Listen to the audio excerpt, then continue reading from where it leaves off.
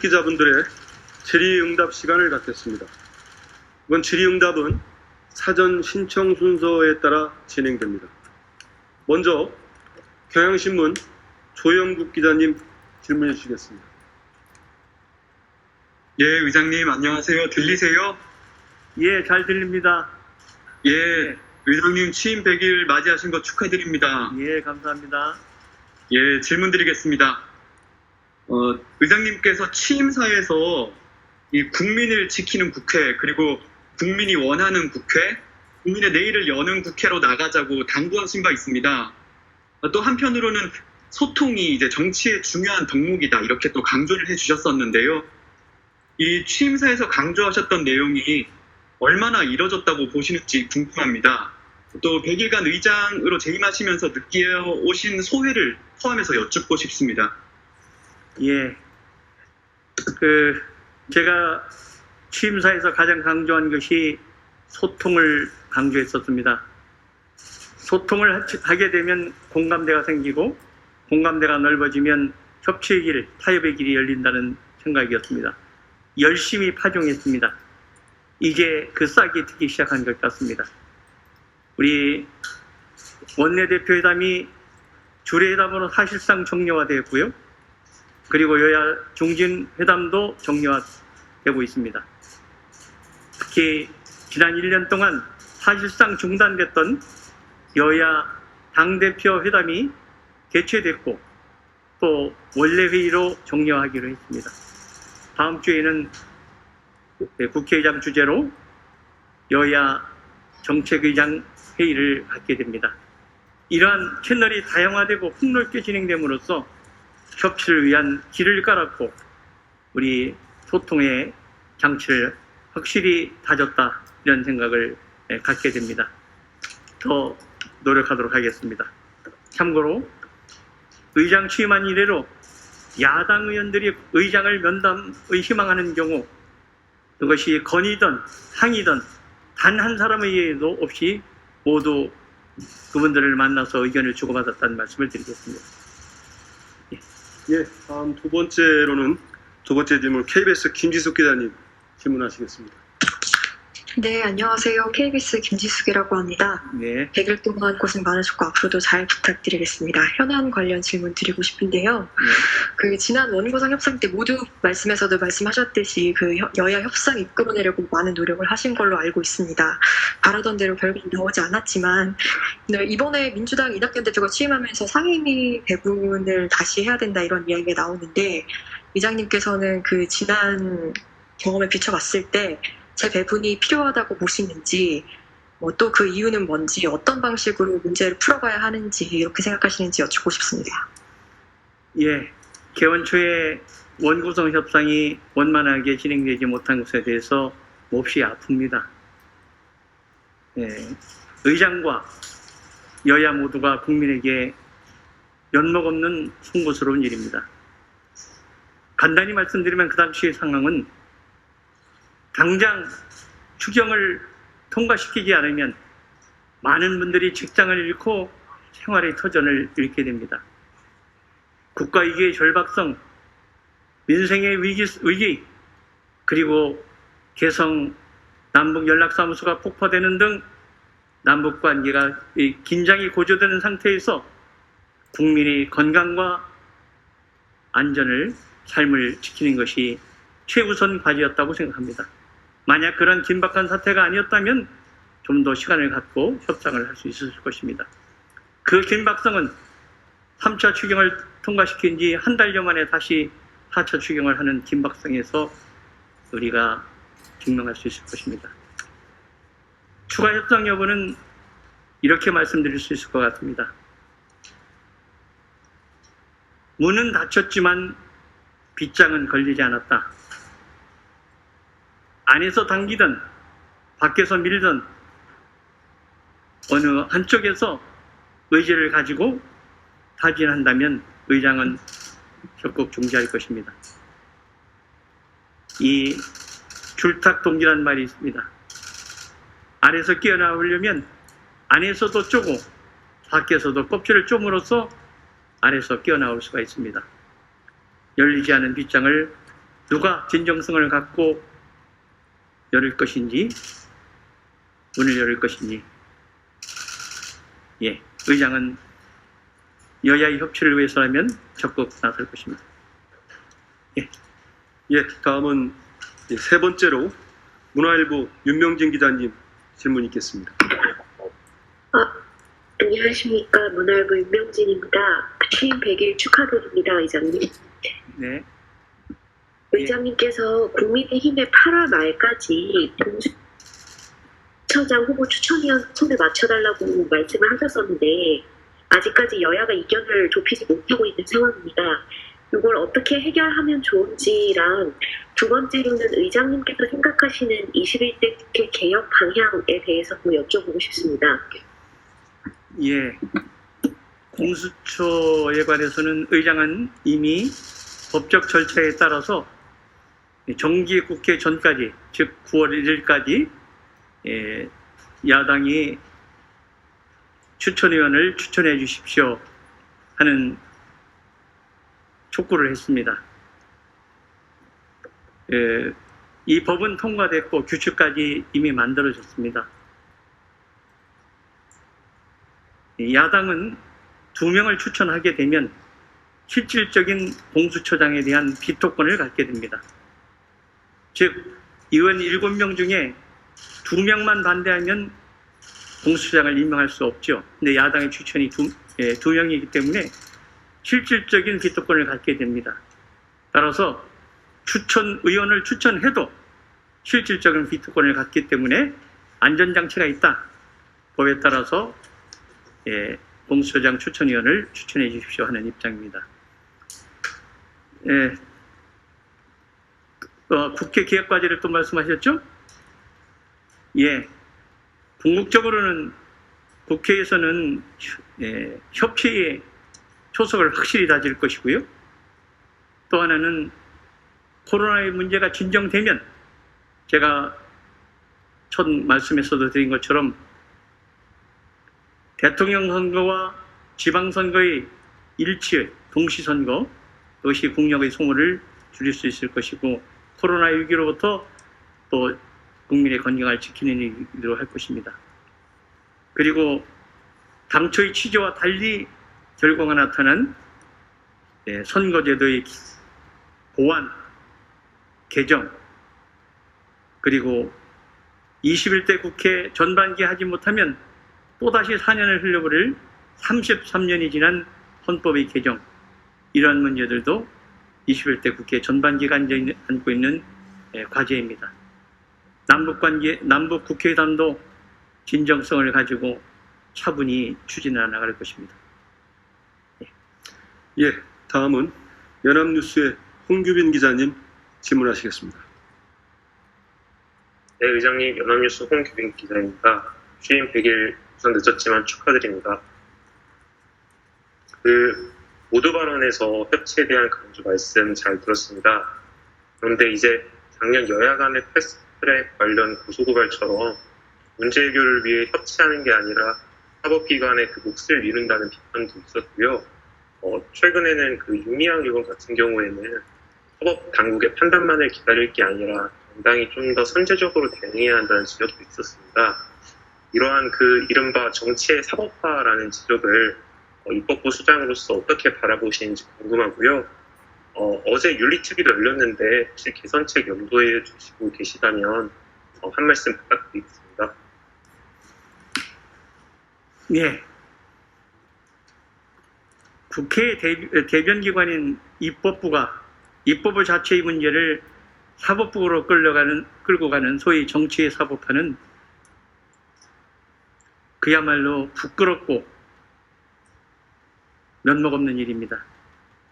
결코 오히려 분쟁과 갈등을 조정해야 될 국회가 그것을 용광로 역할을 하지 못하고 사법부로 끌고 가는 사태는 스스로 국민의 대변기관임을 포기하는 것이고 국민의 불신을 가져오는 것이라고 생각합니다.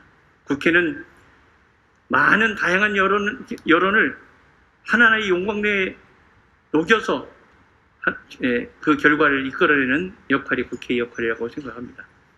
윤리특위가 구성됐고요. 윤리특위는 여야의 합의하에 이제 최다선 의원이 자동으로 윤리특위원장을 맡는 것으로 했습니다. 또 윤리심의자문위원회도 구성했습니다. 따라서 21대 국회가 자신들의 문제에 대해서 좀 더 엄격함으로써 국민들이 생각할 때 국회가 자정기능을 확보하고 있구나, 이제 좀 믿을 수 있구나 하는 것으로 진화될 수 있기를 바라고 그런 방향으로 노력하겠습니다. 예, 다음은 DT뉴스의 류재민 기자님 질문하시겠습니다. 네, 의장님 안녕하십니까. 충청권 대표 언론 DT뉴스의 유재민 기자입니다. 네, 벌써 100일입니다. 축하드립니다. 고맙습니다. 네. 충청권 현안과 관련해 질문을 준비했는데요.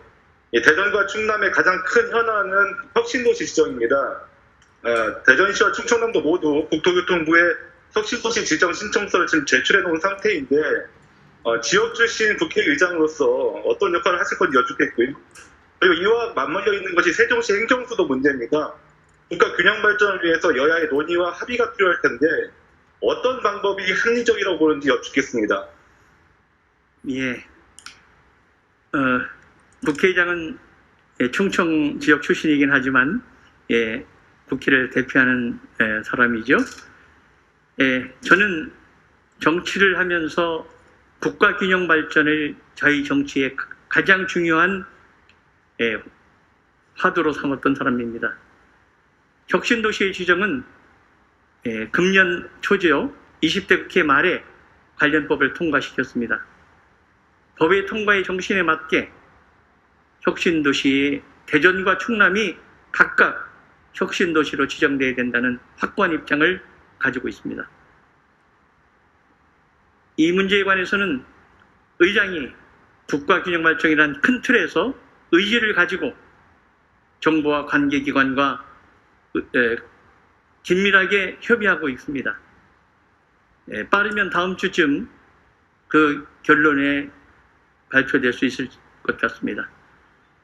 행정수도의 문제에 있어서는 큰 틀에서는 전국 토의 11.8%밖에 안 되는 곳에서 전 인구의 50%가 넘는 인구가 살고 있고 또 경제, 정치, 문화 모든 것이 수도권에 집중됨에 따라 서울 수도권은 넘쳐서 문제고 지방은 모자라서 문제인 것을 해결해야 됩니다.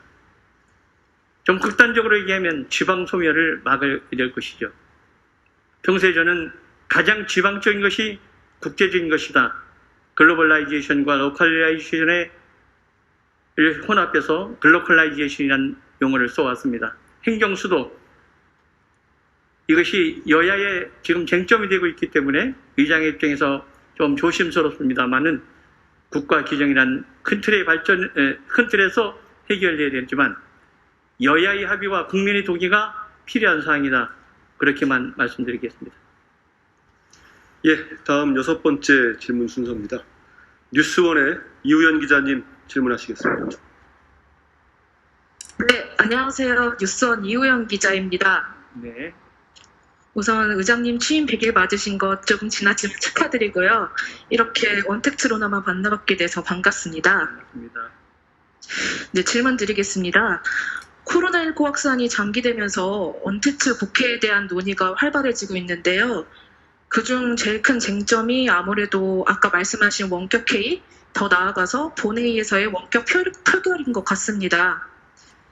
저번 여야 원내대표 회동에서도 해당 안건이 다뤄지려고 했는데 국민의힘의 반대로 인해서 논의 자체가 미뤄지고 있다고 알고 있습니다. 물론 관련된 법 통과는 의장님 말씀대로 여야 협치가 기본이지만 원격 회의와 원격 표결에 대한 야당의 우려에 대해서 어떻게 생각하시는지 의장님의 생각은 어떤지 궁금합니다. 야당의 우려가 일리가 있습니다. 그러나 그 우려를 실출 수 있는 확고한 법적 제도적 장치를 마련하면 해결이 될 수 있다고 생각합니다. 의장 자신이 의회 주지자로서 의회의 권위를 약화시키거나 일방적인 독주, 비의회주의적인 결정 방법엔 동의하지 않을 것입니다. 지금 우리 국회법 111조 1항은 회의를 회의장에서만 할 수 있고 그래야 출석과 표결을 할 수 있도록 되어 있습니다. 그러나 여러분들 이거는 잘 보셨을 겁니다. 가장 취약한 지역 중에 하나가 국회입니다. 국회의원 300명은 전국을 대표하고 그리고 국회를 출입하는 우리 취재진이 약 1,500명이 전국 각 곳을 다니는 분들로 구성되어 있습니다.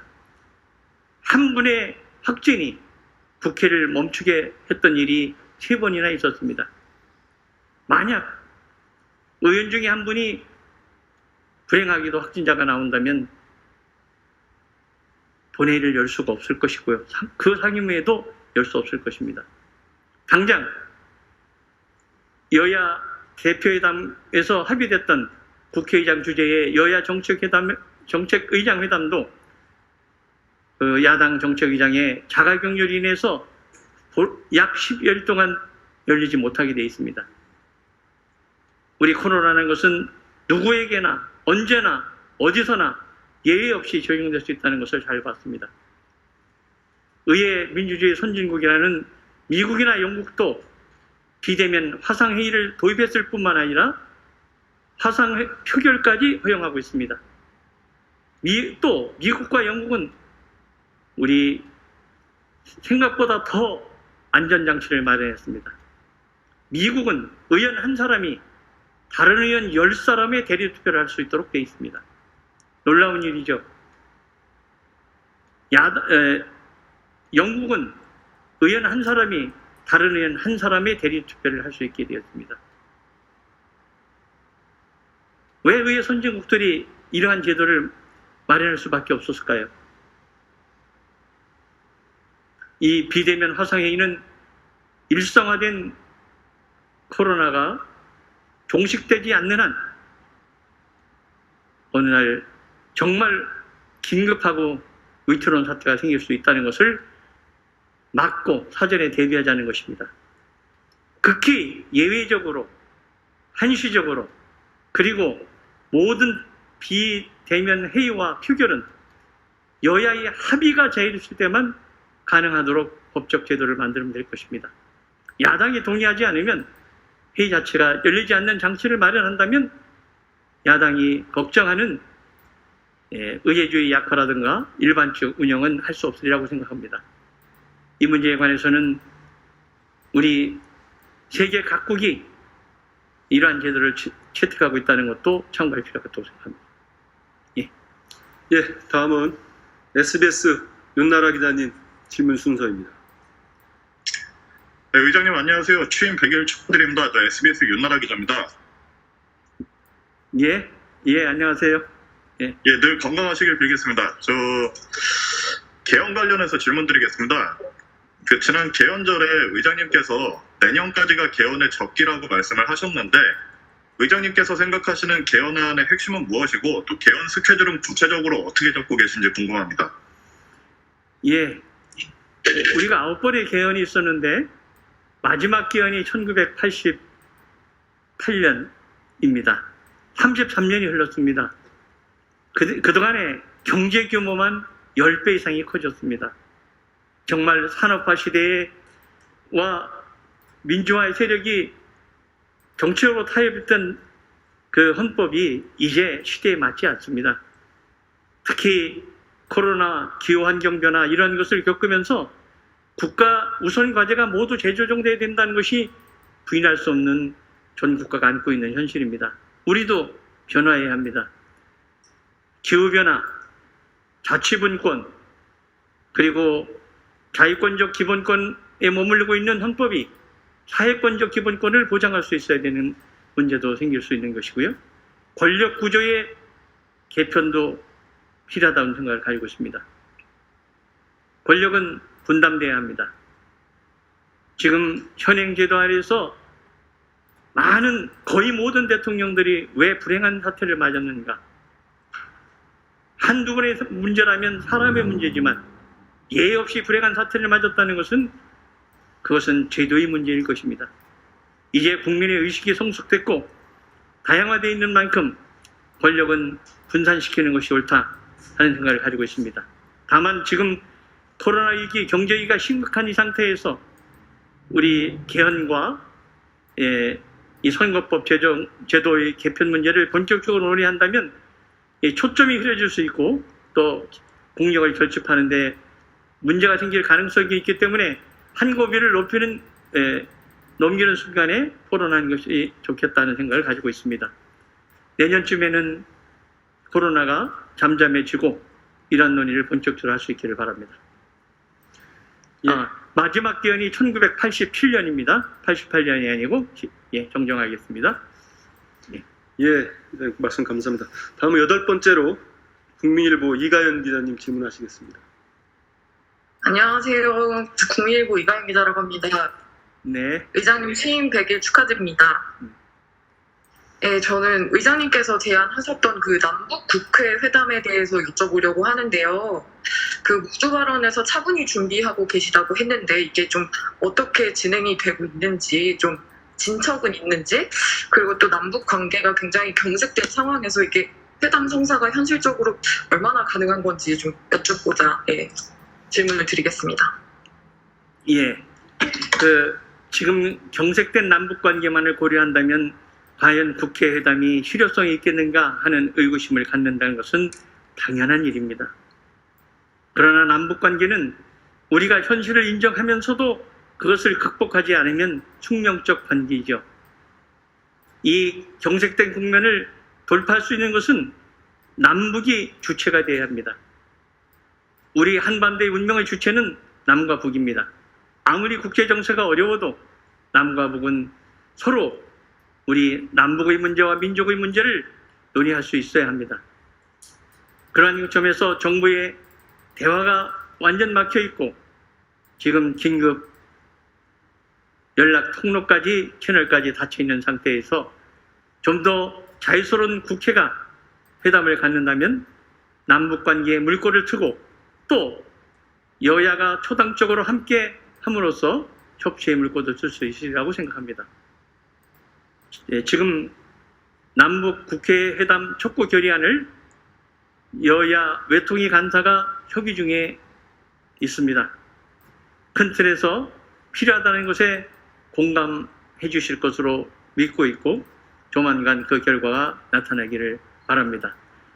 참고로 동서독이 통일을 이룰 수 있을 때까지의 과정을 보면은 이 동독 정부는 한 정부가 계속됐지만 공산당 정부가 계속됐지만 서독 정부는 여러 번 바뀌었습니다. 그럼에도 불구하고 양국 정부가 합의했던 사항은 정권이 바뀌었음에도 모두 국회가 인준함으로써 어떤 정부와 어떤 정권과 합의해도 국회가 보증하고 이건 두 양진영 간의 약속이라는 것을 확실히 해줬던 것이 중요한 것이고요. 또 하나는 동독, 북한도 단일 정권이지만은 다양한 채널에서 접촉 의면을 넓혀갈 때 상호 이해의 관계가 넓어지고 또 새로운 통로가 될 수 있다고 생각합니다. 국제관계의 협력 속에 우리 남북이 주체가 돼서 좀 더 적극적으로 추진할 필요가 있습니다. 다만 서두르지 않겠습니다. 결코 멈추지도 않을 것입니다. 차분히 전진해 나갈 것입니다. 예, 다음은 오마이뉴스 박소희 기자님 질문 차례입니다. 안녕하세요. 의장님, 오마이뉴스 박소희입니다. 취임 100일 축하드리고요. 세종의사당 건립 필요성 강조하시는 등 국토균형 발전이 중요하다고 하셨는데 그 논의가 이제 행정수도 문제랑 이어지는데요. 여야 합의 사안이라고는 하셨지만 개헌 필요성도 말씀하신 만큼 이 문제도 개헌으로 풀어야 한다고 보시는지 궁금하고요. 하나 더 이제 국회도 성평등 과제를 안고 있는데 이번에 이제 처음으로 여성 부의장님도 나오셨잖아요. 여성 의원들의 의정 활동은 좀 어떻게 뒷받침하는 게 필요하다고 보시는지 궁금합니다. 예, 행정수도의 문제에 관해서 헌재는 관습 헌법에 위배된다는 결정을 내렸죠. 개헌을 통해서 한다면 모든 논란이 종식될 수 있을 것입니다. 예, 여당과 또 한쪽의 주장은 이미 관습법 이런 자체가 논란의 대상이 되었을 뿐만 아니라 시대가 많이 변함으로써 중요한 사정 변경이 있었다. 이것을 꼭 개헌으로만 해결해야 되는가 하는 여러 가지 방안을 찾고 있는 것으로 알고 있습니다. 이 행정 수도의 문제는 우리 서울과 수도권과 지방이 함께 살 수 있는, 윈윈할 수 있는 길을 찾아야 되는데 중요한 사안이고 또 국민의 논란이 있는 것이기 때문에 국민의 공감대를 얻는 과정은 꼭 필요하다. 그런 입장을 가지고 있고요. 의장 개인으로서는 국가균형 발전, 이 확고한 신념이지만 의장의 위치에 있기 때문에 어느 한쪽을 공식으로 입장 표명하기에는 한계가 있다는 것을 양해해 주시기 바랍니다. 그냥 그 여성 의원들에 대한 여성 의원들이요. 우리 국회 사당 처음으로 여성 부의장이 나오셨죠. 그리고 우리 국회 여성 의원 비율이 19%가 되었습니다. 지금까지 국회 중에서는 가장 많은 점유율을 가지고 있지만은 아직도 선진국이나 또 남녀 평등의 관점에서 보면 더 진출의 가능성이 열려야 되겠죠. 특히 외국 국회를 가보면 부의장뿐만 아니라 의장을 여성이 맡는 경우도 많이 있습니다. 우선 미국의 하원의장인 낸시 펠로우는 2008년에도 하원의장을 했고 지금도 하원의장을 하고 계시죠. 여성의 사회적 진출을 더 늘려야 되는 것은 당연한 일이고요. 양성평등으로 해서 우리 김상희 부의장께서 저와 여러 가지 상의를 하고 그 아이디어를 주고 계십니다. 그런 의원회의 별도의 자문위원회 구성도 논의하고 있고요. 또 여성가족위원장이신 정춘숙 의원님과 그 간사들이 찾아와서 여성위원회 더 폭넓은 활동을 위해서 이러이러한 것을 해주십시오 하는 제안도 해주셨습니다. 그 제안을 적극 수용하려고 노력하고 있다는 말씀드리겠습니다. 말씀 감사합니다. 매일경제 이석치 기자님 질문 순서입니다. 의장님 취임 100일 축하드립니다. 두 가지 질문 드리고 싶은데요. 우선 첫 번째로는 한일 관계가 좀처럼 나아질 기미가 안 보이고 있는데 정부 간 갈등이 풀리지 않는 상황에서 의회가 좀 실마리를 제공해야 한다는 의견도 있습니다. 그래서 한일 관계 개선을 위해서 의회 외교 활동과 관련된 구상이 있으신지 궁금합니다. 그리고 두 번째로는 헌법재판소에서 헌법 불합치 판결을 내려서 입법 공백이 생긴 법안들이 많은데요. 관련해서 여야의 합의를 촉구해서 이 문제를 해결하도록 할 계획이 있으신지 궁금합니다. 우선 헌재에서 헌법 불합치 판정이 내린 결정이 내린 것에 대해서는 국회가 조속히 보완해야 된다고 생각을 하고요. 그 점에 대해서는 지금 주신 대로 좀 더 세밀하게 들여다보고 필요한 것이 있으면 촉구하도록 할 것입니다. 일본의 관계는 우선 아베 일본 수상이 총리죠. 일본 총리가 건강상의 문제로 사퇴하게 된 것을 안타깝게 생각합니다. 본인의 우리 아베 전 총리의 건강이 빨리 회복될 수 있기를 바랍니다. 한일 간의 문제는 기본적으로 투 트랙으로 가야 된다고 생각합니다. 역사의 문제와 현실의 문제를 투 트랙으로 가면서 과거는 분명히 인식하고 또 거기에 따른 합당한 조치를 내야 하지만 한편으로는 양국의 관계가 더 개선되지 않으면 안 됩니다. 저는 일본 지도자들에게 한일 관계를 푸는 방법을 원칙을 제시한 바가 있습니다. 특히 첫째는 4가지 원칙을 제시했는데요. 하나는 1965년 한일 기본협정은 유효하다. 그리고 대법원의 판결은 당연히 민주주의 국가의 삼권분립하에 존중돼야 된다. 그리고 그 위안부 피해 할머니들의 문제는 당사자적인 관점에서 당사자들이 양해하고 동의할 수 있어야 되는 수준이 돼야 된다. 그럼에도 불구하고 양국 관계는 앞으로 전진해야 된다 하는 원칙을 일본 정치 지도자들에게 제시한 바가 있습니다. 이제 총리가 교체됨으로써 하나의 모멘텀은 생겼다고 생각합니다. 그러한 문제에 관해서 제가 외교부를 비롯한 정부 측에도 말씀을 드리고 저희 취임 축하를 일본의 의장이 서신을 보내주셔서 서신 끝에 책임 있는 정치 지도자들이 양국 문제를 풀 노력을 해야 되지 않겠느냐 하는 제안을 드렸습니다. 원래 올해 계획에는 한국과 일본의 양국 의회 지도자들이 번갈아 가면서 회의를 하는데 올해는 일본에서 열릴 차례입니다.